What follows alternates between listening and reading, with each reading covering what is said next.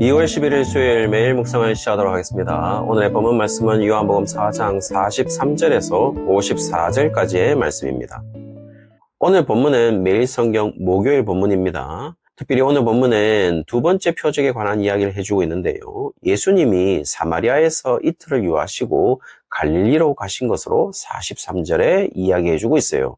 그리고 갑자기 44절에 선지자가 고향에서는 높임을 받지 못한다라고 이야기를 해주고 있습니다. 이렇게 말한 것을 보면 예수님의 고향이 갈릴리인 것으로 말씀하시는 것처럼 들립니다. 물론 이 말은 맞습니다. 왜냐하면 예수님이 태어나신 고향으로 나사렛이 갈릴리의 영역 안에 있기 때문인 것이죠. 그러나 44절의 이야기는 너무도 이상해 보입니다. 왜냐하면 예수님은 갈릴리에서 자기가 환영을 받지 못한다라고 방금 진술했는데 45절에 보시면은 갈릴리인들이 예수님을 영접한 것으로 나오고 있거든요. 그래서 환영한 것으로 보인다는 점입니다. 그래서 마치 요한복음의 저자가 모순적 진술을 하는 것으로 보이기도 해요.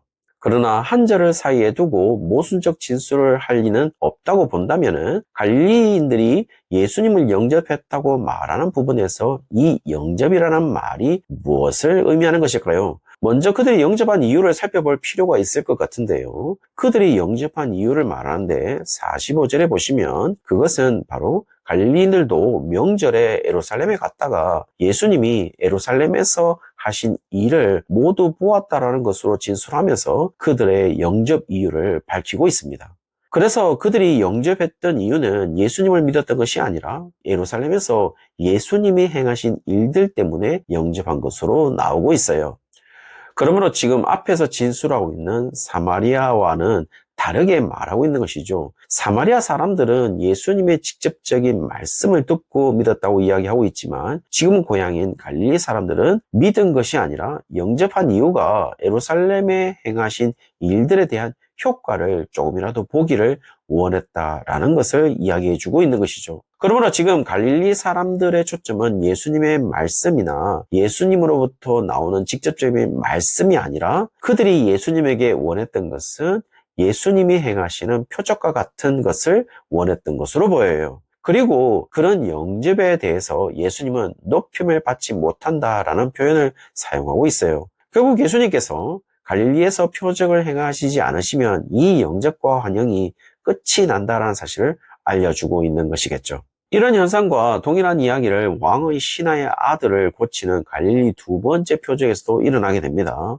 그리고 가나의 혼인잔치와 비슷한 지역에서 이 일이 일어나고 있음을 알려주고도 있죠. 그렇다고 하더라도 왕의 신하가 있었던 곳은 가버나움이라고 이야기를 해주고 있어요. 그리고 가나에서 가버나움까지는 34km 정도가 됩니다. 그래서 차가 없었던 그 시대에 그 거리는 상당한 먼 거리임에는 틀림이 없습니다.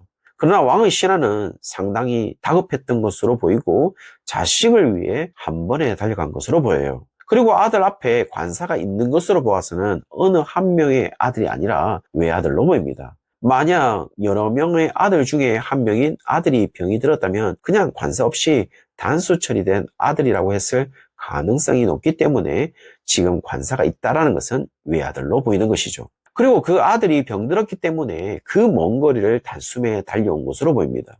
그리고 거의 죽게 된 자신의 외아들을 고쳐줄 것을 간청하고 있죠. 이제 예수님은 왕의 신하의 아들이 병들었다는 사실에 대해서 정확한 의미를 전달하기 시작합니다. 먼저 예수님은 48절에 갈릴리 지역의 사람들은 표적과 기사를 보지 못하면 도무지 믿지 아니한다고 말하면서 표적 자체와 기사 자체에만 의미를 두는 갈릴리 지역의 사람들을 부정적으로 이야기를 하고 있어요. 여러 번 말씀드렸지만 표적은 표적 자체에 의미 있는 것이 아니라고 말씀드린 바가 있습니다. 표적은 세메이온으로 영어는 사인인데 징조, 징후라는 의미를 가지고 있어요. 따라서 징조와 징후가 중요한 것이 아니라 그 징조와 징후가 가리키는 실체와 대상이 중요하다고 말씀드린 바가 있습니다. 그러므로 지금 예수님은 표적 자체에만 의미를 두는 사실에 대해서 굉장히 비판적으로 이야기하는 것으로 보여요. 그래서 예수님은 그 왕의 신하와 함께 아들을 치유하러 가지 않습니다. 오히려 일부러 아들에게 가지 않은 것으로 나오고 있거든요. 다 나온 후에도 그 아들에게 가지 않았음을 알 수가 있습니다.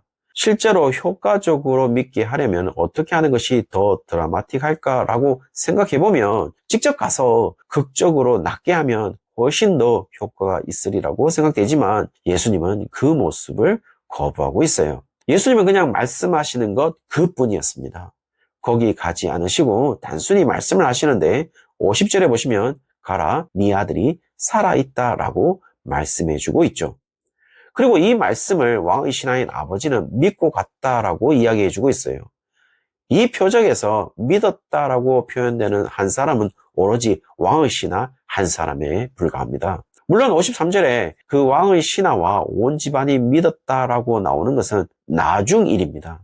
지금까지는 왕의 신하만이 예수님의 말씀을 믿고 있는 것이죠. 그리고 그 왕의 신하가 내려가는 길에 종들을 만났는데 그 아들이 살아났다라고 말해주고 있죠.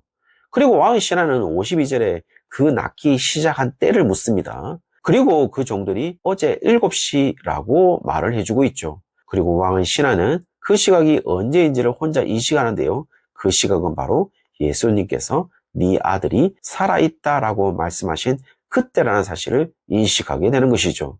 그 후의 효과는요. 그 왕의 신하와 온 집안이 믿는 역사가 일어났다라는 것을 보여주고 있죠. 여러분, 그런 생각은 안 해보셨습니까? 실제로 많은 사람들이 보고 있었던 상황 속에서 낫게 하셨다면 굉장히 좋은 효과를 볼 수 있지 않았을까요? 그러나 예수님은 철저하게 예수님 자체에, 예수님의 말씀에 초점을 주고 있는 것을 확인할 수 있는 장면인 것입니다. 결국 말씀이신 예수님에게 초점을 맞추고 있는 것이겠죠. 그리고 이런 장면은 여전히 같은 장에 있는 사마리아 여인과의 대화나 제자들과의 대화와 그리고 그 뒤에 이어지는 사마리아 사람들과의 대화에서도 보여주고 있는 것처럼 그들이 예수님을 그리스도로 믿게 되는 것은 엄청난 기적과 같은 표적의 사건이 아니라 예수님과의 대화로 말씀을 통하여 그들이 믿게 되는 역사를 이루었다는 것을 알 수가 있어요. 오늘 본문에서도 마찬가지로 여전히 예수님을 통해 왕의 신하의 외아들이 고침을 받는 기적의 사건에 초점을 두고 있는 것이 아니라 요한복음의 저자는 왕의 신하의 아들이 고침을 받는 시간이 예수님이 아들이 낳았다라고 말하는 그때라는 것을 이야기하면서 가라, 네 아들이 살아있다라는 예수님의 말씀에 초점을 맞추고 있다는 사실을 이야기해주고 있는 것이겠죠. 그러므로 오늘 본문은 그냥 믿고 있는 갈릴리 사람들과 왕의 신하의 집을 비교하고 있고 그래도 유대인이라고 할 수 있는 표적을 보고 있는 갈릴리 사람들과 표적이 아닌 이틀 함께 유하면서 예수님의 말씀을 통해 믿었던 이방인들인 사마리아 사람들과 비교하고 있는 것으로 보입니다.